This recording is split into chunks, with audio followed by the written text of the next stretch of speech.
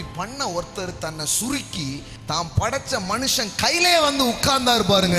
That is a grace.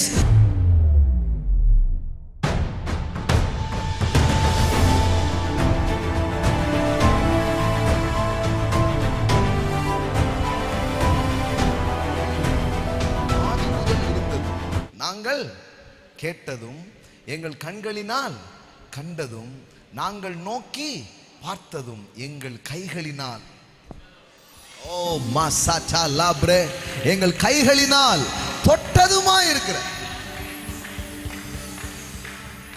What is Christmas?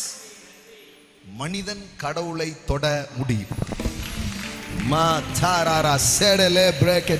You can touch God. Amen. You can see God. Amen.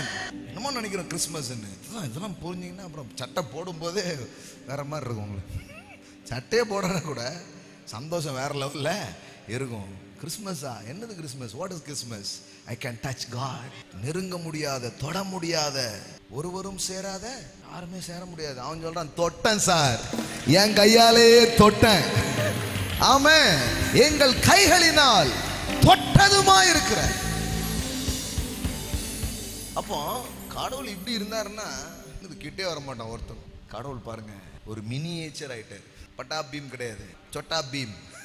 சர்வ வல்லவர்னா அவன் தெரிக்க ஓடுதான். சரிடா ஓடாதடா, என்ன பண்ணிடுறேன், இன்னும் சொல்ல போனா உன் கையிலேயே நான் வந்துடுறேன். What a love, what a love of God. அவர் கையில எல்லாம் இருக்கு சார். ஆனா அப்படி பண்ண ஒருத்தர் தன்னை சுருக்கி தாம் படைச்ச மனுஷன் கையிலே வந்து உட்கார்ந்தாரு பாருங்க.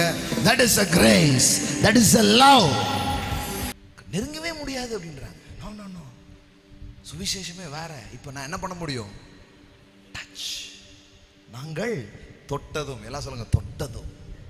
ஆமென். தொட முடியும்னு இவங்க என்ன நினைச்சாங்கன்னா நாம எங்கேயாவது ஏறி ஏறி நம்ம தொட்டுடலாம். அது கிடையாது. அப்படி நீங்க ட்ரை பண்ணி தொடரணும்னா தொடவே முடியாது.